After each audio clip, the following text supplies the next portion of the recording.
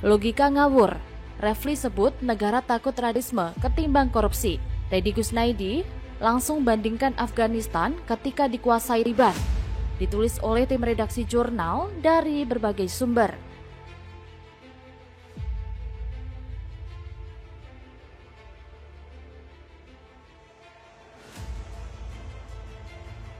Seluruh komponen bangsa, seluruh kementerian lembaga, seluruh ormas harus bersatu. Radikalisme ini menghalalkan segala cara atas nama ideologi kekerasan untuk mengganti Pancasila jadi negara agama katanya. Wah, ini sudah tendensius juga ya. Kalau koruptor tidak mengganti agama, tidak mengganti ideologi, cuma garuk-garuk uang negara saja.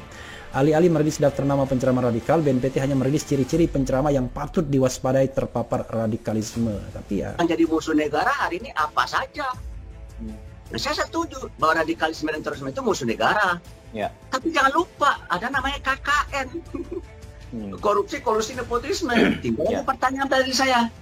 Mana yang lebih berbahaya KKN dengan radikalisme dan terorisme?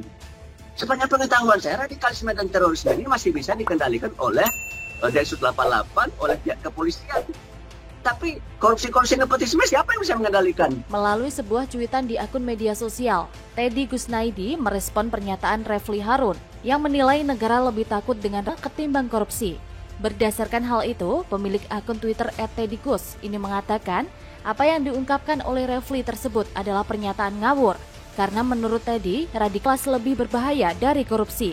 Sebab, lanjut Teddy, radikalisme bisa menghilangkan ideologi NKRI. Sementara dengan adanya korupsi, ideologi NKRI tetap ada. Sebagai contoh nyata, Teddy menyebut Afghanistan yang dikuasai oleh pengacu Taliban, yang ideologi negaranya dirampok, kekayaannya pun dirampok oleh para pengacau Taliban. Sebelumnya, Refli turut menanggapi masuknya nama Ustadz Abdul Somad dan Ustadz Felix Yau ke dalam daftar penceramah terindikasi intoleran serta radikal. Dikutip dari Galamedia pada Rabu 9 Maret 2022, Refli mengatakan pasti Ustadz yang masuk ke dalam daftar itu adalah sosok yang kerap mengkritik pemerintah. Terkait hal ini, Refli pun menilai negara lebih takut dengan radikalisme ketimbang korupsi, karena menurutnya dianggap radikalisme itu jauh lebih mengusik dibandingkan orang yang korupsi. Padahal menurut Refli, justru korupsi yang lebih mengkhawatirkan. Advokat ini lalu menjabarkan ciri-ciri penceramah radikal menurut Badan Nasional Penanggulangan Terorisme atau BNPT, yaitu 1. Anti Pancasila, pro khilafah, dan menginginkan terbentuknya negara Islam.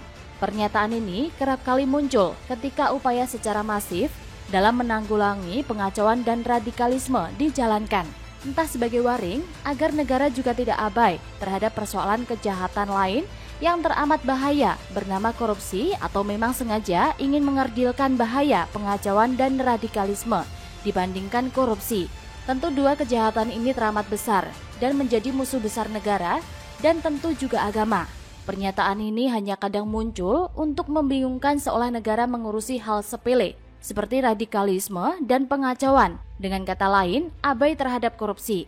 Jika diperlakukan secara adil, keduanya sebagai kejahatan luar biasa. Pernyataan itu tidak selayaknya muncul. Keduanya sama-sama kejahatan luar biasa yang membinasakan rakyat dan negara. Dan keduanya telah ditangani secara serius oleh negara. Ya, saya tidak mau mendahului